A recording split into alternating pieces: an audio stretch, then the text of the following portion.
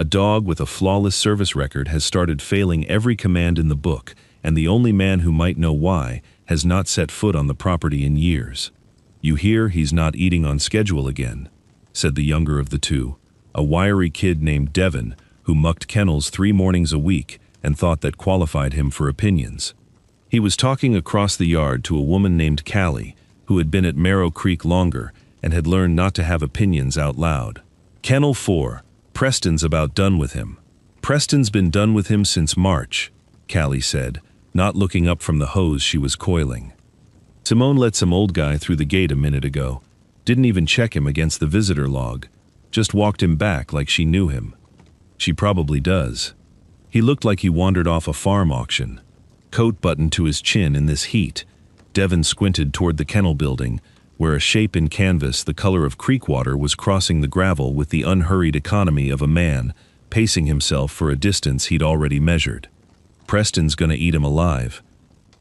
Inside, in the office that used to be a hatchery supervisor's shed and still smelled faintly of feed and pond water beneath the county paint, Preston Kingsley had already formed his opinion of both the dog and the visitor, in that order, and was not shy about voicing it to the 2 staff members drafting the week's kennel reports.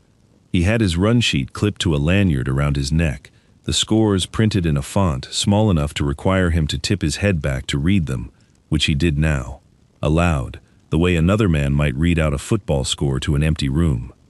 451, Malinois, male, recall, fail. Downstay under distraction, fail. Retrieve and release, fail, fail, fail. He let the lanyard drop against his chest. That's not a dog having a bad week. That's a liability with a heartbeat, and county's paying to feed it every day we don't act. He's never bitten anyone, one of the staffers offered. He's never done anything anyone's asked him either. There's supposed to be some old-timer with the answer, apparently. Word is, Simone thinks she found him. Preston smiled the smile of a man already composing the sentence he'd use to close the subject. I'll believe there's somebody left alive who trained that dog's whole bloodline when he walks in here and does something my scoring can't. If you've ever watched someone written off before anyone bothered to ask the right question, you already know how this one goes. Nobody in that office had met Wilbur Etheridge yet. Nobody had asked why a dog with 8 years of clean service had, over the space of 4 months, stopped answering to anything at all. Not a whistle, not a hand clap, not the laminated command chart bolted to the cinder block wall of his run, its verbs printed in county-approved capitals, as if volume were a kind of clarity. Nobody had asked why Quill went still and watchful, not afraid, at the sight of a canvas coat crossing the yard, when every uniform on staff still put him on his feet with his ears flat back. Those were the wrong questions, or rather, they were questions nobody there yet knew enough to ask, and the man who did was still 40 yards off, moving at the pace of a shoulder that had not lifted past his own chest height in 11 years, angling toward a kennel building he had never once set foot inside, and toward a dog he had never met, but had, in a manner none of them would understand until Thursday, built from the ground up. Every morning, before the coffee, before the radio, before anything that could be called the day's business, Wilbur Etheridge walked the 11 steps from his back door to the Forsythia row and knelt. He did it the same way every time, which was itself a kind of answer to a question nobody asked him anymore. Right knee first, weight shifted onto the good hip, left hand braced flat against the fence post, while the right, the shoulder that would not rise past his chest, no matter what he asked of it, did what work it could, low and close to the body. He pulled 2 weeks of clover from around the base of the middle bush, the one Odessa had planted the spring before she went, and he did not speak to it, because he had never been a man who talked to plants or graves, or the framed photograph on the hall table. But he touched the wood of the fence post, the way he touched the stock of a rifle before he'd trust it, checking it was still there, still sound, still his to tend. 11 years he had kept the row. He had never once let it go to seed. The barn coat he wore to do it was the same one he wore for everything that mattered and most things that didn't. Canvas gone the color of creek water from 3 decades of weather, buttoned to the throat regardless of what the thermometer said, because a man who has spent a working life reading what a body will and won't do learns to dress for the days his body forgets to warn him. His right shoulder had quit rising past his sternum the winter he turned 67, and he had made his peace with it the way he made his peace with most things, by building every motion he still needed, low and close and deliberate, a shrug that never finished, a wave that stayed a secret between his elbow and his ribs. He drove to Marrow Creek that morning with the windows cracked and the radio off because Simone Renfro had called him 2 evenings before, her voice pitched careful and low as if she were asking a question she wasn't sure she had the standing to ask, and told him about a Malinois in Kennel Run 4 who had a flawless service record and had, over 4 months, stopped answering to anyone at all. She hadn't said his name. She'd said, "There's a dog out here I think you trained," and Wilbur had sat with the phone against his ear for a long moment before he answered her, because there was only one dog left alive that he had trained in the last decade of his life, and the last time he'd laid hands on him, the animal had been 11 weeks old and small enough to carry under one arm. The glove rode on the seat beside him the whole drive, in the same spot it always rode, which was to say, nowhere in particular and yet always exactly there, the way an old ring finds its groove. It was stiff with age and dark along the palm, where sweat and dust and 38 years of Marrow Creek, and every kennel before it, had worked themselves into the hide. Along the seam, if you knew to look, ran a line of notches he had filed there himself with a pocket knife over the better part of 4 decades, one for every dog he had carried through the original method, a private ledger nobody else had ever been shown how to read. He did not look at it while he drove. He didn't need to. He knew exactly how many notches were there, and he knew, with the particular ache of a man doing arithmetic he'd rather not do, that the last one was 8 years old, cut the spring he'd come out of retirement for exactly 1 dog, at the age of 70, because a friend had asked him to and because some things you do not say no to twice. He parked at the gravel lot's far end, out of habit more than need, and sat a moment with his hands on the wheel before he got out, the way a man does before undertaking a piece of work he isn't sure the world still has room for.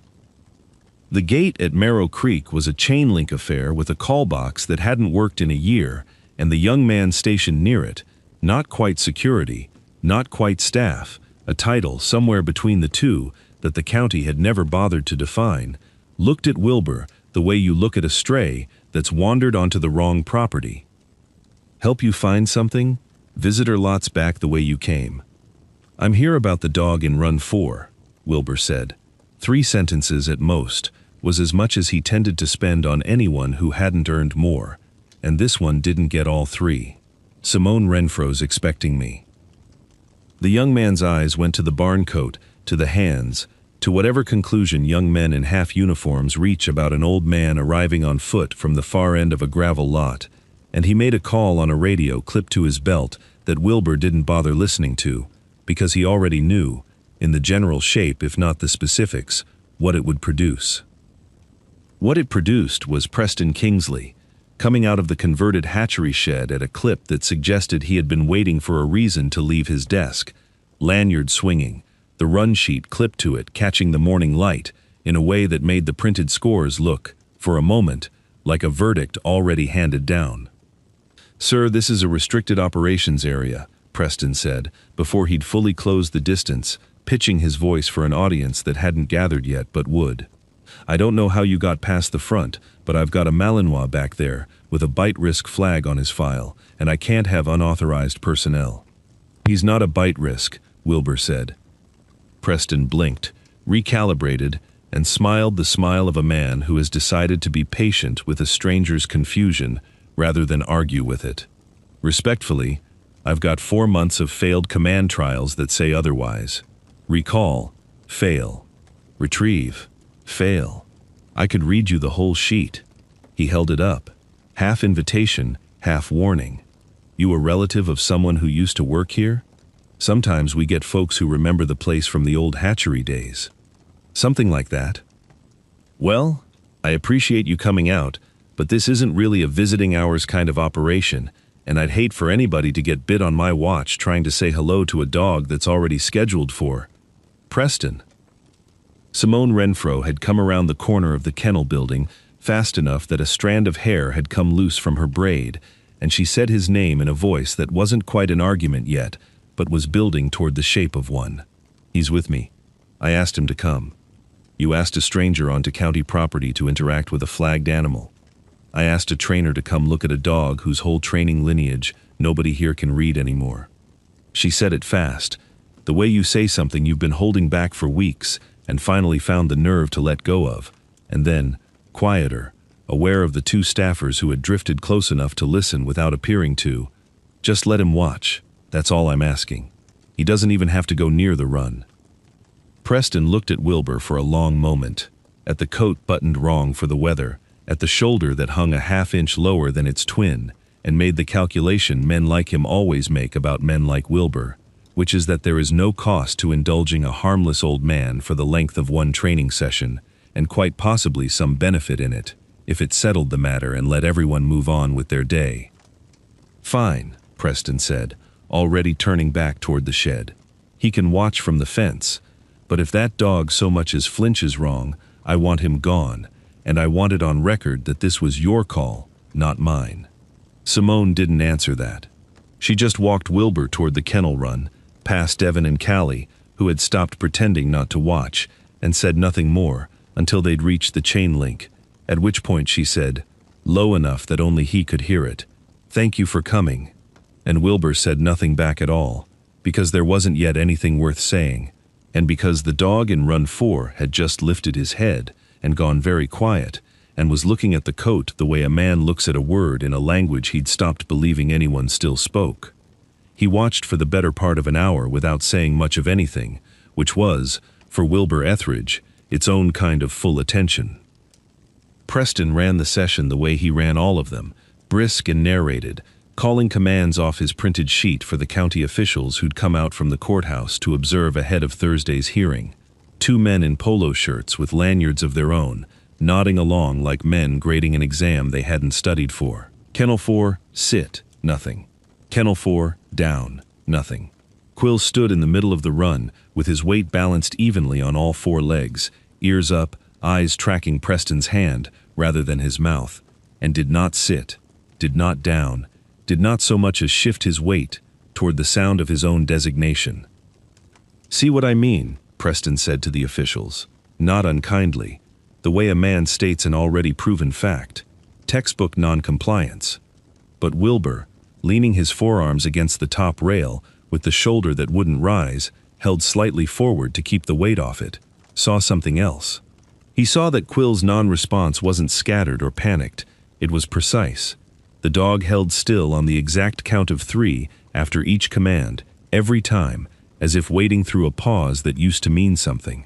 He saw that Quill's eyes never left Preston's right hand, not his face, not the leash, the hand, low near the hip, as if some old expectation lived there and simply hadn't been fed in years. He saw the dog's ears flick, just once, toward the fence line where Wilbur stood, and then flatten again, in what might have been discipline, or might have been the particular kind of waiting that has gone on so long it has started to look, from outside, like defiance. Nobody else at that fence line was reading any of it. Preston moved on to the next runs, and there he was, unmistakably, good at what he did. Wilbur gave him that plainly, watching him work 3 other dogs through a retrieve and release sequence with a clean, economical hand, praise timed to the half-second, corrections so light they barely registered as corrections at all. The officials nodded more warmly now. One of them wrote something down. Preston handled a young shepherd's hesitation at a blind corner with a patience that had nothing performative in it, and Wilbur noted that too, because a man's competence and a man's error are not opposites, only 2 different rooms in the same house. "Your boy's solid with the others," Wilbur said to Simone, the first full sentence he'd spent since the gate. "He is," she said. "That's what makes this so hard to argue. He's not wrong about the dogs he understands." Wilbur didn't answer that directly. He watched Quill lie down on his own, unprompted, in the far corner of the run, chin on his paws, eyes still open, still tracking the fence line where the coat stood. "He's not failing," Wilbur said, mostly to himself, low enough that Simone had to lean in to catch it. He's translating. There's nobody left here speaking the first language, so he's stopped trying to answer in the second one. Preston, coiling a lead near the gate 20 feet off, caught only the tail end of that and didn't understand it, which didn't stop him from having an opinion about it. If he's got a theory, I'd love to hear it before Thursday, he called over, dry, performing lightly for the officials, the way a man performs when he believes the room is already his. Otherwise, I've got a hearing to prep for, and a dog that's cost this county $11,000 in specialized handling with nothing to show for it. 11,000, Wilbur repeated, and something in the flatness of his own voice surprised even him. Give or take. You want the itemized version? I can pull it. No, Wilbur said. I want to go in the run. Preston laughed. Once, short, more reflex than malice. The laugh of a man who has just been asked something so far outside the day's plan that his first instinct is to treat it as a joke. That's a flagged animal, sir. Insurance-wise, I can't let unauthorized. Let him, Simone said, and this time her voice didn't waver at all. Wilbur unlatched the gate himself, slow, the way he did most things now. Weight settled forward off the bad hip and stepped into the run without looking again at the laminated chart bolted beside the entrance, its bright arrows and bold print verbs, sit, stay, recall, arranged like a language built for a different animal than the one lying in the corner watching him cross the gravel. He took the glove out of his coat pocket and worked his hand into it, slow, the leather stiff enough that his knuckles had to press it open before it would yield, and Preston, 20 feet away with his run sheet still clipped to his chest, said, to no one in particular, "This ought to be good," in the voice of a man about to enjoy being right. Quill's head came up off his paws before Wilbur had finished pulling the glove snug. Wilbur stopped 6 feet from him, weight even, the bad shoulder held low and forward the way it always sat now, and raised his right hand only as high as it would go, which was not high at all, a gesture built close to the body, palm turned, 2 fingers folded down against the leather in a shape that had no name printed on any chart in that kennel or any other. He held it there. He did not repeat it.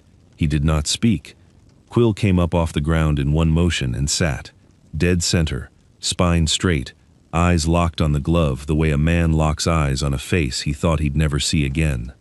Wilbur shifted his hand a half inch, a different fold of the same 2 fingers, and Quill dropped into a full down, chin nearly to the dirt, without a sound.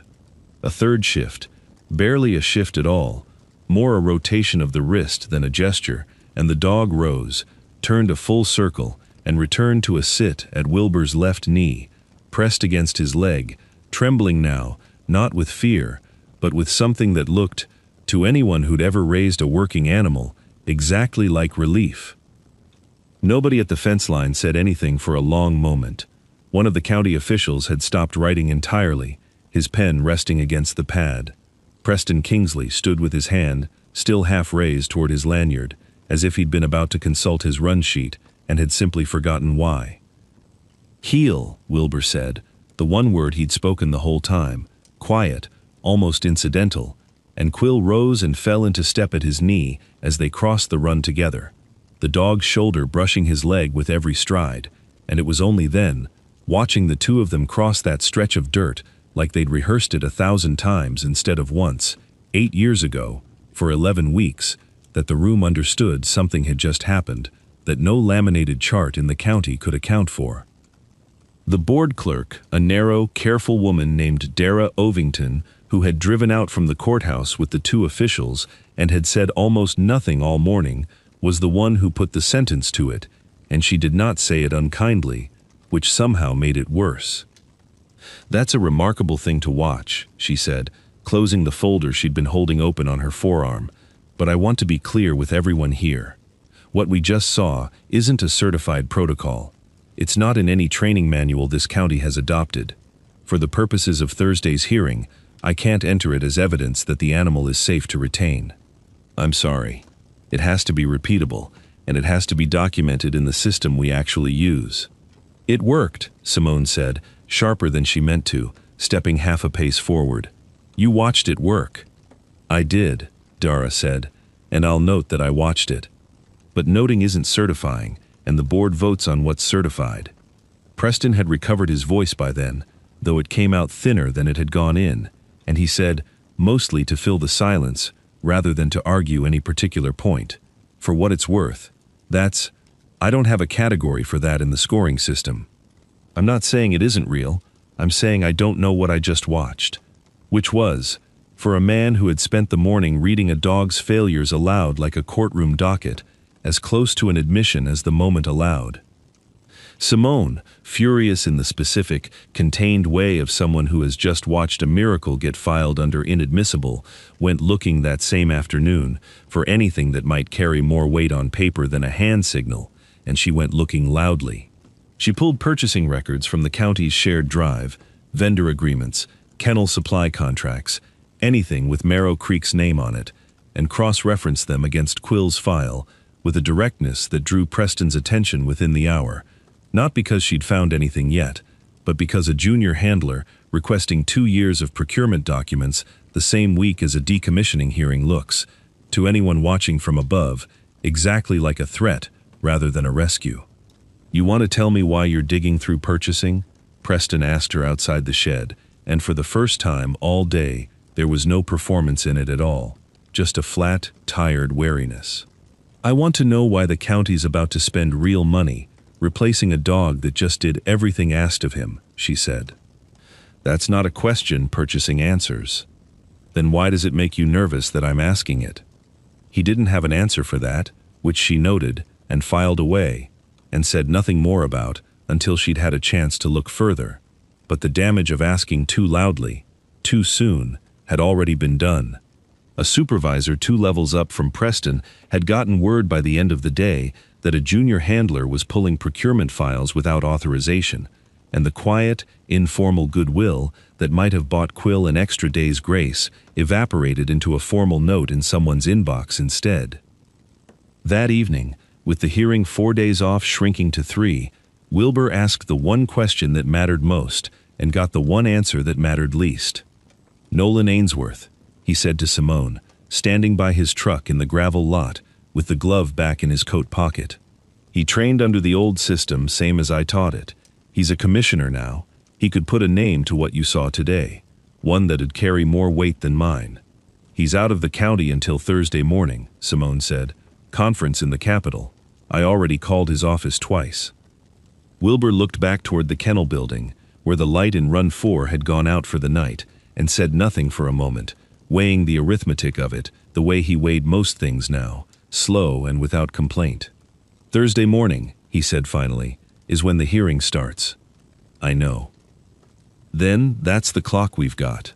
Simone drove out to Wilbur's place the next evening with a banker's box of old sign-in sheets and training logs she'd talked the base's records clerk into releasing, and they went through them at his kitchen table under a single overhead light, the glove sitting between them like a third party to the conversation.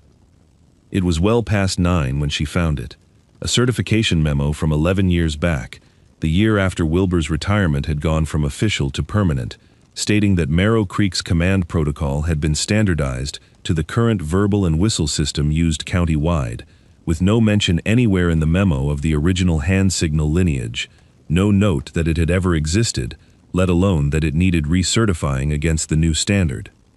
"They never carried it forward," Simone said, reading it twice to be sure. "Whoever wrote this didn't even know there was an older system to reconcile it with. They just replaced it and called the replacement the whole history." "Preston's numbers were right," Wilbur said slowly, turning that over the way he'd turn a tool he didn't quite trust yet. "Every one of those failed scores. He wasn't lying and he wasn't sloppy. He tested the dog against a language nobody ever confirmed the dog was taught." He set the memo down flat on the table. "You can't fail a test you were never given in your own tongue. So the fix isn't proving Preston wrong." "No," Wilbur said. "It's proving the test was." Neither of them said much after that, because there wasn't yet a version of the next 3 days that made that distinction matter to a county board voting on a printed sheet, not until Thursday morning arrived with a man in a county commissioner's blazer walking into the hearing room 40 minutes early, before anyone else had taken their seats, and stopping cold in the doorway at the sight of a canvas coat he hadn't seen in 11 years. "Wilbur," Nolan Ainsworth said, and then didn't say anything else for a long moment, which told everyone still filing in behind him more than any speech could have. He crossed the room without hurrying, and when he reached Wilbur, he did not offer his hand first. He reached instead for the folder under his own arm, a thin one, county letterhead, and set it on the table between them, the way a man sets down something he has carried too long and is relieved to finally put somewhere else. "I flew back a day early," he said. "I wasn't going to make this hearing worth anything if I didn't. Purchasing sent me their copy of the vendor agreement 2 weeks ago, for an unrelated matter, and I didn't think anything of the date until I heard what this week was actually about." He tapped the folder once, twice, with 2 fingers.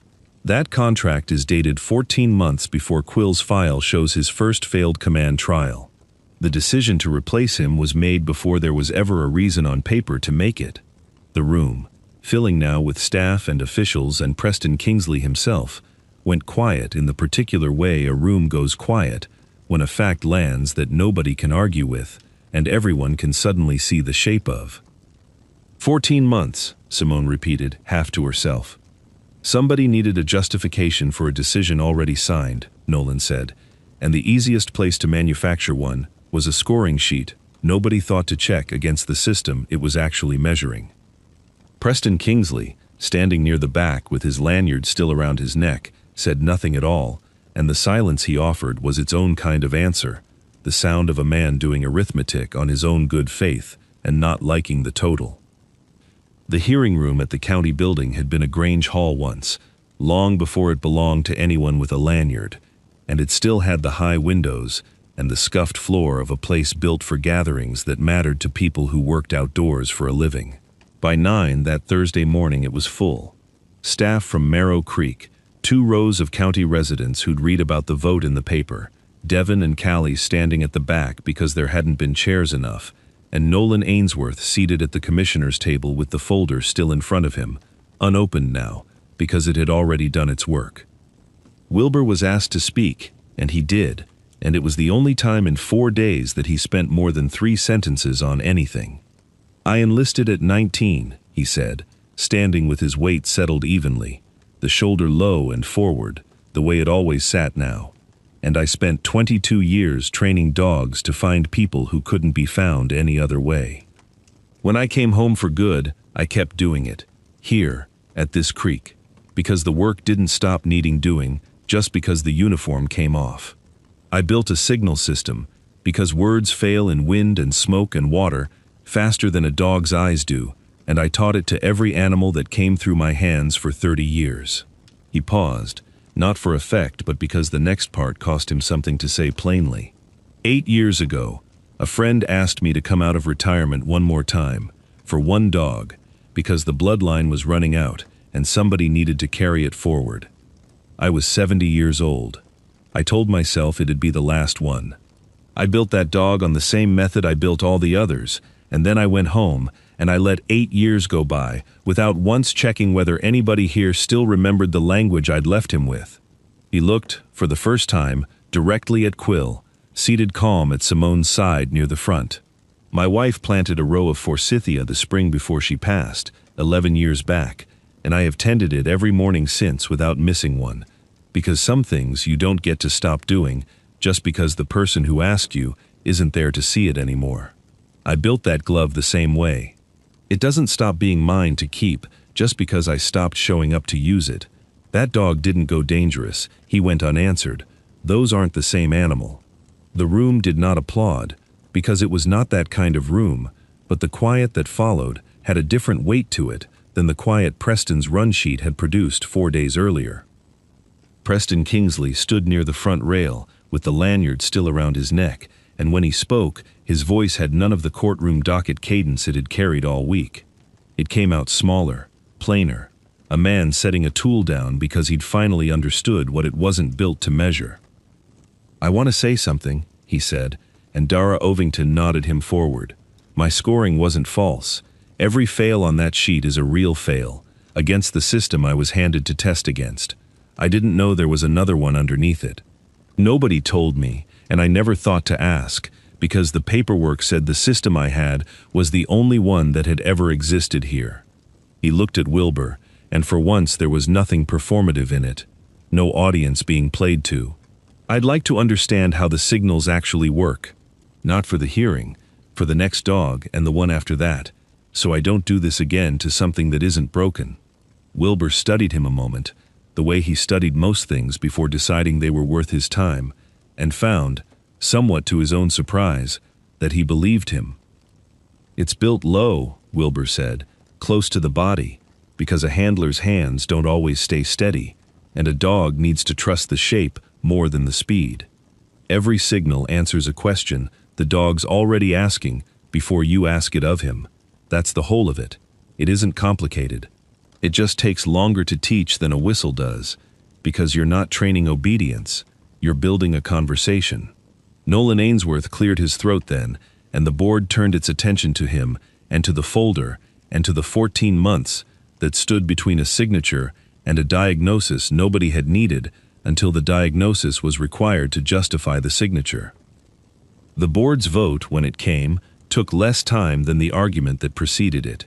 Dara Ovington read the motion in the same careful voice she'd used 4 days earlier to explain why a hand signal couldn't count as evidence, except this time, what she read was a reversal. Decommissioning order rescinded. Vendor agreement voided pending a formal review of its original date, and a new line item, drafted that same morning at Nolan's insistence, directing Marrow Creek to recertify its entire command protocol against what the motion called, a little clumsily, the original signal lineage, with guidance from Mr. Etheridge, as available. Preston read that last clause twice before he set his run sheet down on the table in front of him, face up, and did not pick it back up again for the rest of the meeting. Nobody asked Wilbur what he wanted in exchange for any of it, and he offered nothing beyond what he'd already given, because that had never been the shape of what he came for. When a reporter from the county paper caught him in the parking lot afterward and asked whether he felt vindicated, he said only that Quill needed a slower month than the county was used to giving anybody, and that he intended to spend some part of it out at the kennel until the dog didn't need him there anymore, and that was the whole of his statement. It took the better part of that slower month, and then some, before the arrangement that followed felt inevitable rather than negotiated. Quill retired fully to Wilbur's own property by early autumn, the county board citing his age and his service record in a letter Simone read aloud to Wilbur on his porch, laughing at the formal language of it, and Wilbur listening with the particular stillness of a man receiving news he'd already made peace with, days before it arrived on paper. Some mornings now, Simone drove out before her shift to walk the new intake dogs through the same low, close signals Wilbur had spent that slower month teaching her, glove borrowed and handed back at the end of each lesson, because he had told her plainly it wasn't his to give away, only his to teach. Months on, at dawn, Wilbur knelt at the Forsythia row the way he always had, right knee first, weight settled onto the good hip, the shoulder that would not rise past his chest, doing what low, careful work it could among the roots. The glove hung drying on the fence post beside him, rain damp from the night before, its notched seam catching the first gray light the way old leather does, patient and unbothered. He worked a season's growth of clover free from around Odessa's bush without hurrying, and did not speak to it, because he never had, and some habits outlast even the reasons that once required them. The glove still fits. That's the only part of this he hadn't expected. Quill lay in the grass a few feet off, chin on his paws, eyes open, watching the yard the way he'd once watched a chain-link fence, except there was nothing in it now that needed answering, no signal owed, no language withheld. He was simply there, the way a dog lies in grass he trusts, still by choice instead of command, and Wilbur, finishing with the clover, rested one hand flat against the fence post beside the drying glove and let the morning go on, being exactly what it was. Some things aren't broken, they're just still waiting for somebody to speak their language.